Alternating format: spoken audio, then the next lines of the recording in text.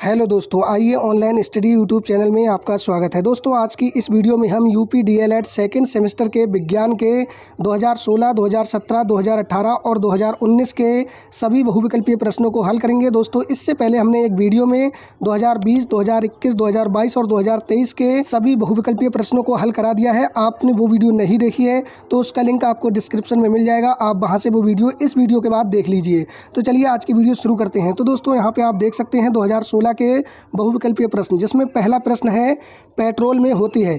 Option A यांत्रिक ऊर्जा, option B विद्युत ऊर्जा, ऑप्शन सी ध्वनि ऊर्जा या फिर ऑप्शन डी रासायनिक ऊर्जा। तो दोस्तों इस प्रश्न का सही आंसर हो जाएगा ऑप्शन डी, पेट्रोल में होती है रासायनिक ऊर्जा। ऑप्शन डी आपका सही आंसर हो जाएगा। अगला प्रश्न आप यहाँ पर देख सकते हैं, पूछा गया है एलिसा परीक्षण किया जाता है। ऑप्शन ए क्षय में, ऑप्शन बी एड्स में, ऑप्शन सी टाइफाइड में या फिर ऑप्शन डी इनमें से कोई नहीं। तो दोस्तों इस प्रश्न का जो सही आंसर होगा वो ऑप्शन बी हो जाएगा एड्स में। दोस्तों एड्स की फुल फॉर्म आपको पता होना चाहिए। दोस्तों एड्स की फुल फॉर्म होती है एक्वायर्ड इम्यूनो डेफिशिएंसी सिंड्रोम, आपको याद रखना है, पूछी जाती है। ठीक है, अगला प्रश्न पूछा गया है नाइट्रोजन अणु में होता है। ऑप्शन ए त्रिक आयनिक बंध, ऑप्शन बी एकल सहसंयोजी बंध, ऑप्शन सी द्विक सहसंयोजी बंध या फिर ऑप्शन डी त्रिक सहसंयोजी बंध। तो दोस्तों इस प्रश्न का सही आंसर हो जाएगा ऑप्शन डी, त्रिक सहसंयोजी बंध आपको याद रखना है, नाइट्रोजन अणु में होता है। बात करें दोस्तों अगले प्रश्न की, तो दोस्तों यहाँ पे आप देख सकते हैं अगला प्रश्न पूछा गया है किसी तत्व का परमाणु क्रमांक 15 तथा द्रव्यमान संख्या 40 है, तत्व के परमाणु के नाभिकों में न्यूट्रॉन की संख्या होगी। तो दोस्तों यहाँ पे न्यूट्रॉन की संख्या पूछी गई है। दोस्तों जैसा कि आपको पता है द्रव्यमान संख्या बराबर होती है प्रोटॉन की संख्या प्लस न्यूट्रॉन की संख्या। ठीक है, आपको याद रखना है द्रव्यमान संख्या बराबर प्रोटॉन प्लस न्यूट्रॉन की संख्या होती है। जो परमाणु क्रमांक होता है वो प्रोटॉन की संख्या के बराबर होता है। तो आप यहाँ पर देख सकते हैं द्रव्यमान संख्या बराबर हो जाएगा प्रोटॉन की संख्या प्लस न्यूट्रॉन की संख्या। दोस्तों प्रोटॉन की संख्या जो होती है वो परमाणु क्रमांक के बराबर होती है। दोस्तों यहाँ पर परमाणु क्रमांक 15 बताया गया है, प्लस न्यूट्रॉन की संख्या आपको निकालनी है और दोस्तों द्रव्यमान संख्या यहाँ पर दी है 40। तो दोस्तों आप न्यूट्रॉन की संख्या निकालेंगे तो आपका सही आंसर हो जाएगा 40 माइनस 15। ठीक है, आपका सही आंसर हो जाएगा। तो दोस्तों जो आंसर आएगा वो हो जाएगा आपका 25। ठीक है, तो आपका जो सही आंसर होगा वो ऑप्शन डी हो जाएगा, तत्व के परमाणु के नाभिक में न्यूट्रॉन की संख्या होगी 25। ऑप्शन डी आपका सही आंसर हो जाएगा। बात करें दोस्तों अगले प्रश्न की, अगला प्रश्न पूछा गया है दाएं निलय से अशुद्ध रुधिर किस अंग में चला जाता है। ऑप्शन ए फेफड़ा, ऑप्शन बी हृदय, ऑप्शन सी त्वचा या फिर ऑप्शन डी यकृत। तो दोस्तों इस प्रश्न का जो सही आंसर होगा वो ऑप्शन ए हो जाएगा, फेफड़ा। अशुद्ध रक्त होता है वो दाएं निलय से फेफड़े में चला जाता है। बात करें दोस्तों अगले प्रश्न की, तो दोस्तों यहाँ पे आप 2017 के बहुविकल्पीय प्रश्न देख सकते हैं, जिसमें पहला प्रश्न पूछा गया है पेलाग्रा रोग किस विटामिन की कमी से होता है। Vitamin A, vitamin B, vitamin C या विटामिन डी। तो आपको बता दें पेलाग्रा रोग नियासिन की कमी से होता है और नियासिन विटामिन B3 का रासायनिक नाम होता है। तो दोस्तों इस हिसाब से इसका जो सही आंसर होगा वो विटामिन बी हो जाएगा, ऑप्शन बी आपका सही आंसर हो जाएगा। बात करें दोस्तों विटामिन ए की, तो इसका रासायनिक नाम रेटिनॉल होता है और दोस्तों इसकी कमी से रतौंधी रोग हो जाता है, आपको याद रखना है। और बात करें दोस्तों विटामिन सी के रासायनिक नाम की, तो दोस्तों विटामिन सी का रासायनिक नाम होता है एस्कॉर्बिक एसिड, आपको याद रखना है। ठीक है, विटामिन डी का रासायनिक नाम कैल्सीफेरॉल होता है, आपको याद रखना है। बात करें दोस्तों अगले प्रश्न की, अगला प्रश्न पूछा गया है जड़ों द्वारा वर्धी प्रजनन होता है। ऑप्शन ए आलू में, ऑप्शन बी शकरकंद में, ऑप्शन सी अदरक में या फिर ऑप्शन डी गन्ना में। तो दोस्तों इसका जो सही आंसर होगा वो हो जाएगा शकरकंद में, ऑप्शन बी आपका सही आंसर हो जाएगा। आलू में तना द्वारा होता है, आपको याद रखना है। बात करें दोस्तों अगले प्रश्न की, पूछा गया है बहु उत्तोलक जिसमें आलंब एवं आयास के मध्य भार है। Option A hand pump, option B चाकू, ऑप्शन सी ट्रॉली या फिर ऑप्शन डी फावड़ा।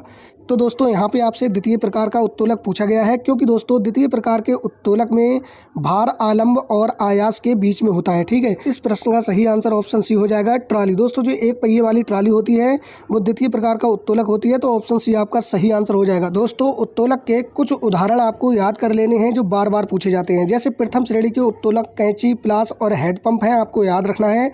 और दोस्तों द्वितीय प्रकार के उत्तोलक सरौता, नींबू निचोड़ने की मशीन, आपको याद रखना है। ठीक है, और दोस्तों तृतीय प्रकार के जो उत्तोलक हैं वो चिमटा और किसान का हल होते हैं, आपको याद रखने हैं। ठीक है, ये कुछ उदाहरण आपको याद रखने हैं, क्योंकि दोस्तों बार बार आपसे उत्तोलक पूछे जाते हैं। अगला प्रश्न पूछा गया है निम्नलिखित में से चूना पत्थर का रासायनिक सूत्र है।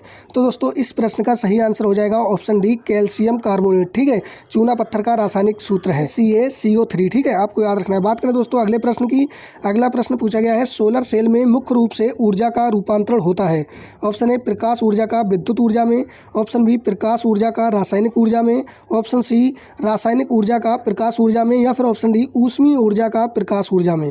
तो दोस्तों इस प्रश्न का जो सही आंसर होगा वो ऑप्शन ए हो जाएगा। सोलर सेल में प्रकाश ऊर्जा का विद्युत ऊर्जा में रूपांतरण होता है। ठीक है, जैसा कि दोस्तों आपने घरों की छतों पर देखा होगा सोलर पैनल लगाया जाता है, उसमें सोलर सेल होते हैं जो प्रकाश ऊर्जा को विद्युत ऊर्जा में बदल देते हैं। ठीक है, आपको याद रखना है। बात करें दोस्तों अगले प्रश्न की, यहाँ पर दोस्तों आप देख सकते हैं 2018 के बहुविकल्पीय प्रश्न, जिसमें पहला प्रश्न पूछा गया है विद्युत ऊर्जा को यांत्रिक ऊर्जा में परिवर्तित करता है। Option A dynamo, option B solar cell, option C विद्युत मोटर, या फिर ऑप्शन डी सितार।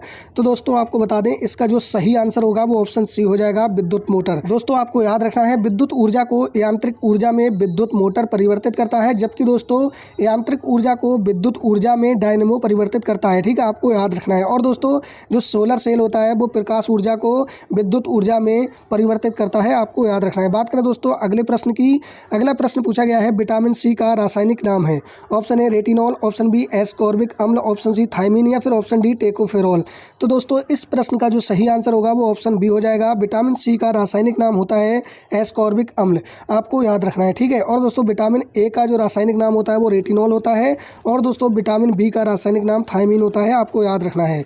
बात करें दोस्तों अगले प्रश्न की, यहाँ पर आप देख सकते हैं उत्तोलक से प्रश्न पूछा गया है।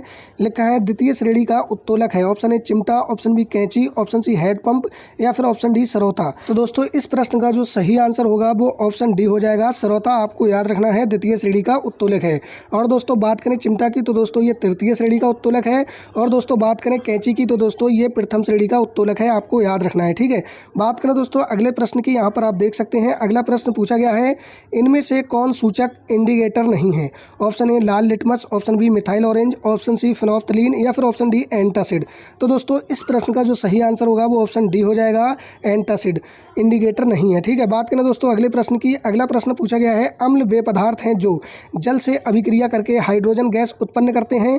ऑप्शन बी जलीय विलयन में हाइड्रोनियम आयन देते हैं, ऑप्शन सी जलीय विलयन में हाइड्रोजन आयन देते हैं, या फिर ऑप्शन डी उपयुक्त में से कोई नहीं। तो इस प्रश्न का सही आंसर हो जाएगा ऑप्शन बी जलीय विलयन में हाइड्रोनियम आयन बनाते हैं।